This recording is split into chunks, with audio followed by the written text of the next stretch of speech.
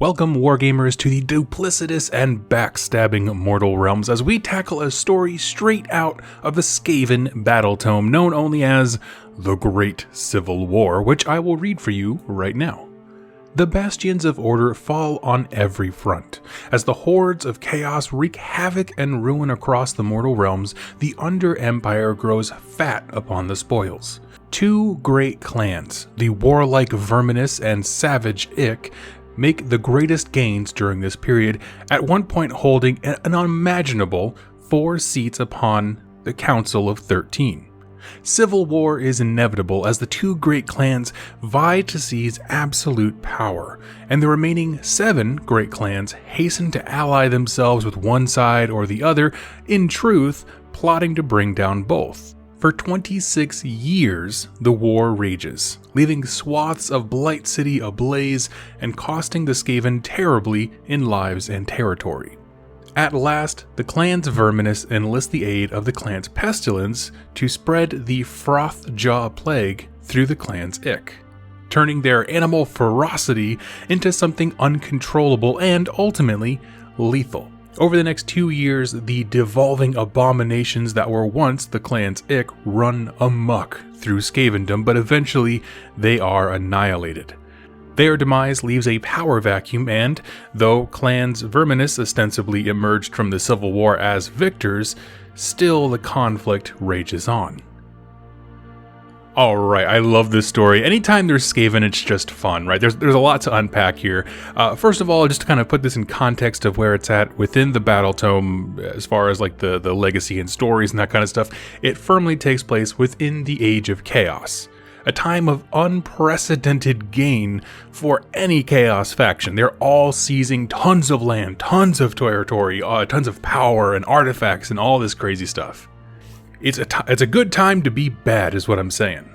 And within this, we see 2 clans at war, Verminous and Ik. Now, what's interesting is that we know Verminous. Their strength is in their numbers and the brutality of their leaders. They're some of the most martial in terms of like just having raw military formations and bodies and stuff of the Skaven. And we've known them to be very well established within the lore.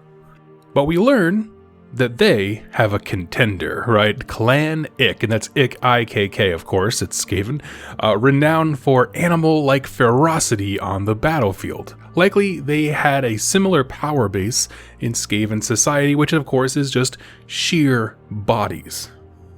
With so much land to conquer, spoils to be had in conquest, it makes sense that the clans who can offer the most bodies, therefore the most soldiers, the most patrols, the most, military acumen, and therefore can cover the most territory, would be at the absolute height of their power. But this swelling in power has consequences. The more dominant a clan becomes, they gain more influence within Skaven society, and while there are thousands upon thousands of Skaven clans, the biggest and most powerful get a seat on the Council of 13. Basically, the only thing close to a government that the Skaven have. It's incredibly rare for any clan to have 2 seats on the council. It definitely happens, it'll cycle out here and there, but this was a little bit different as 2 clans with a similar focus, warrior focusing, each had 2 seats.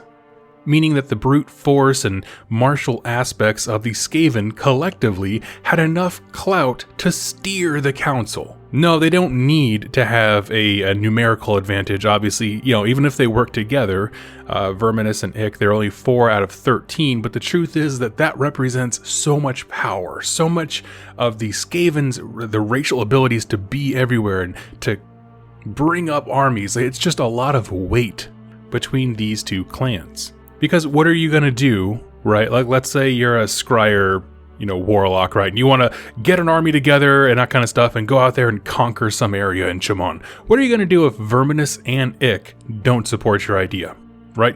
They have all the bodies that you need to, 1, form an army that your crazy cool war machines can be a part of, but 2, as you conquer things, you need to have troops around to like keep and fortify and, patrol and all this kinds of stuff. So like, honestly, having the lifeblood of Skaven in terms of like just raw numbers is so important. Now, this could have been the start of an even greater resurgence of Skaven, right? To quote the glorious prophetess Adele, we could have had it all. But, just like me, the Skaven's greatest weakness is their own nature. Duplicitous, untrusting, and backstabbing, the clans Verminous and Ik technically could have worked together to reshape Skavendom, but of course that would never do. Each Skaven, individually, thinks that they are like the chosen one of the Great Horned Rat, their god. Only they were deemed to lead. It's like if World of Warcraft became real and there's just millions and millions of people running around thinking that they're all the main character to every story, complete with plot armor. The other 7 clans on the council divvy themselves up, each taking a side, but as was clearly stated in the story, they really just want both Verminous and Ik to fall. Of course, so that their clan can take more seats and get more power. Again, everyone's just out for themselves, and I love that idea, this like politicking and playing around what's going on in the council. Because here's an example of how that might pan out. Let's say I am of Clan Scryer, we'll keep going with that example, and I, myself, I'm going to ally with Clan Ik, okay? I promise them war machines and storm fiends and cool weapons and acolytes and so on.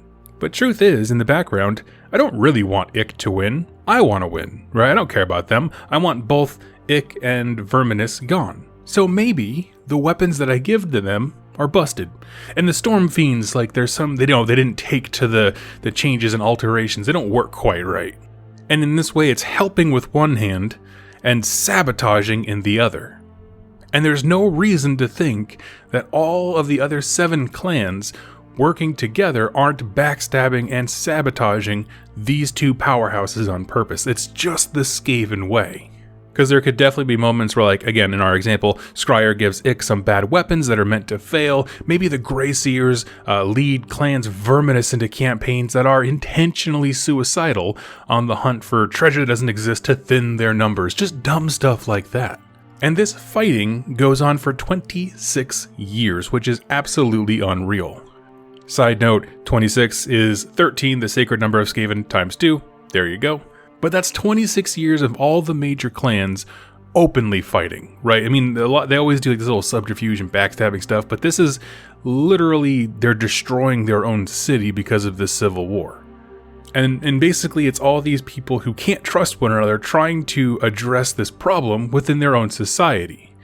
And from that, you can probably see why it is called the Great Civil War, despite the fact that these guys are trying to kill each other literally at the best of times, right? They don't care about each other, but this is what sets it apart, is that this one power base ignites a powder keg with all of their insecurities and their god complexes and all this stuff going together.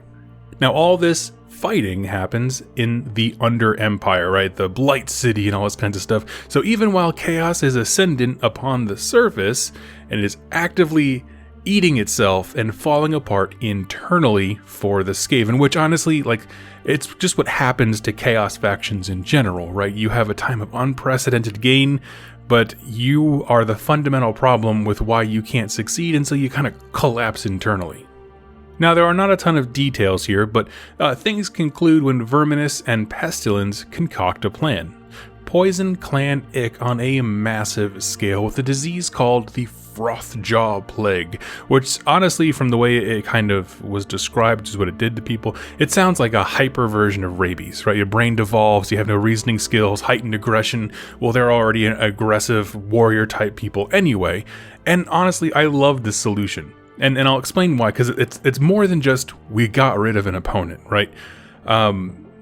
It's not just Pestilence doing what they do best, which it is, right? They just straight up poison each other. But because Verminous wins by making Clans Ik literally everyone's problem, right? They go nuts, become out of control, running rampant and wild in the city.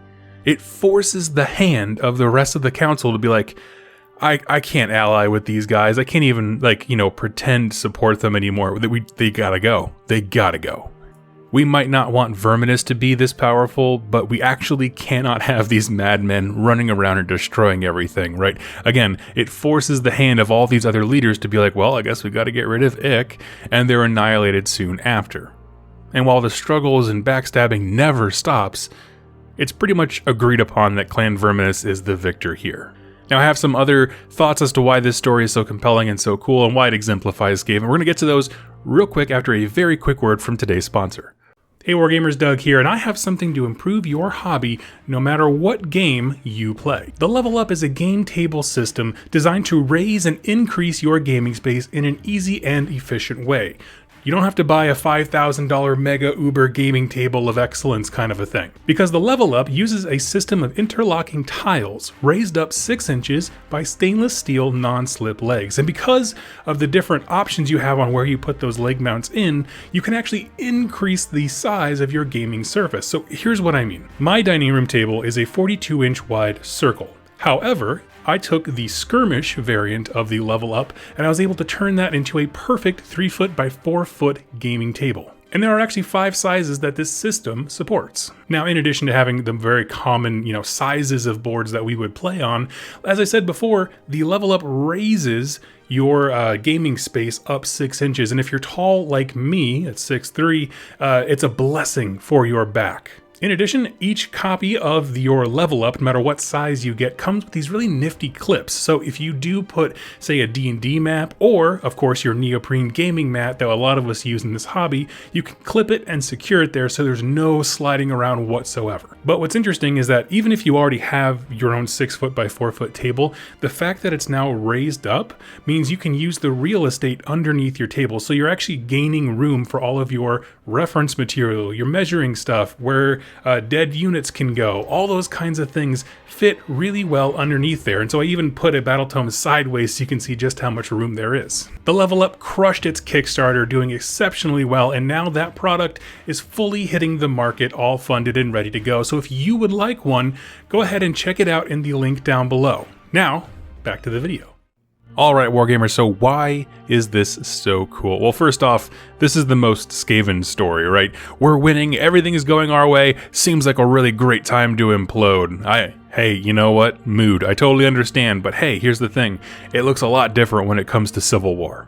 And on that note, again, there's a lot of politicking, something that I wish we could see more of on the table somehow, of clans taking bits and parts here from various other allies of convenience and this kind of stuff.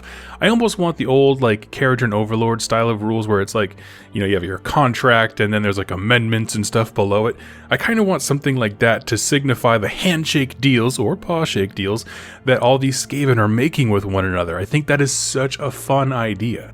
How all of these factions work together and they have these weird armies that are made of disparate forces of here we have Clan Verminous guys, but there's this one Scryer guy with a rocket launcher, and there's these Plague guys came along they want to try out a new thing on the enemy. It's just craziness to how they all intermingle with their plots and their plans and ploys. Also, can we all just agree that I want to see this plague on the table, right? I love this stuff, the Froth Jaw plague. Give your enemy super rabies, it makes them better in combat, but I don't know, some mega negative thing happens of your opponent loses control of them and they automatically charge or something. I don't care, I'm not a rules guy. I just want to see quarantine happen on the table, from the movie Quarantine where it's hyper rabies and they all just gotta go berserk. And now I'll be honest with you, I don't know the exact lifespan of Skaven, right? They seem to die very fast. Can we agree with that? I know that they reach maturity enough to work and become Skaven slaves very, very quickly, but I don't know how long-lived they really are. And so when we put this in the context of 26 years was the length and time of this war, this could very well be a multi-generational war, which is weird to think about. That's entire batches of Skaven, even if it's just one, that never saw the sun, and it's just constant war in this cobbled together city where structural collapses and political power changes are the norm. And it's just such an interesting setting to think about. It's like Mordheim, but taken to a Skaven-y extreme. But that number, 26 years, that's, I think, why, I don't know, because when I first pulled up this story, I was like, why is this the Great Civil War compared to all the times that they're all stabbing each other in the back and clans are constantly trying to annihilate one another and all? Why is this the Great Civil War? It's 26 years is a heck of a lot of time. And then the fact that they had to basically purge a part of their own society, Clan Ik, from existence because of this plague that they doused on themselves internally. I was like, yeah, okay. Yeah, that's fair enough. Fair enough. That's pretty great. That's a great civil war right there. I'm going to say great in terms of magnitude, not in terms of positivity, thumbs up. And I love the idea of showing off other clans. Okay, it's easy to lock our brains into the compartmentalism of stuff that we see in the lore so regularly. It's like, oh, this Skaven has tech stuff, it must be a part of Clan Scryer. Oh, you're into diseases, you must be part of Clan's Pestilence. But the truth is about Skaven clans is that there are tons of them, and some are into new crazy things, some are kind of straddle the line between, tech and poisons and all these kinds of things. What we know as the major clans are just the ones that do their thing best.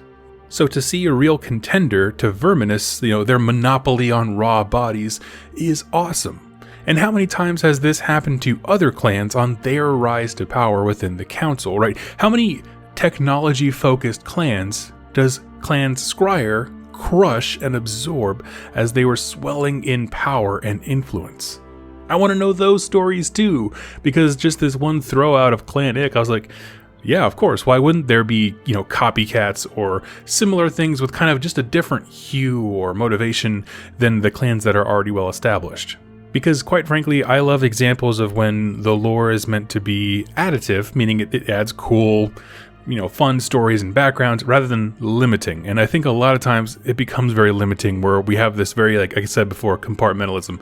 These are the clans. Like, no, there's a ton of clans, so many clans. These are just some of the winners. But there's stories to be told amongst all of them. Lastly, it's just fun. Like, honestly, if you play Skaven, I get it, okay? Like, the internal insanity of this race, the way it's always defeating itself, but still pulling out some incredible victories against other armies at the same time. It's just, every time I pull one of these little short stories from the Skaven Battle Tome, it makes me smile. And that's like such a consistently awesome thing that I wish every army could do. But anyway, that is my thoughts, and I want to know yours. So for me, what other stories from other clans would you like to read about? And honestly, what plans do you think Clan Ik had in store? We know that the thing ended when Verminous went to Pestilence and had them concoct a plague. But I do wonder if there's an alternate version of this story where Clan Ik goes to Scryer and Scryer builds an Uber rocket launcher that just pulverizes Verminous stuff. Something like whatever their counter argument was to the Pestilence stuff. Let me know your wildest, mass extinction Skaven plan in the comments down below. I'd love to read about it. So thank you all so much for watching and listening, and I'll catch you next time. Happy wargaming.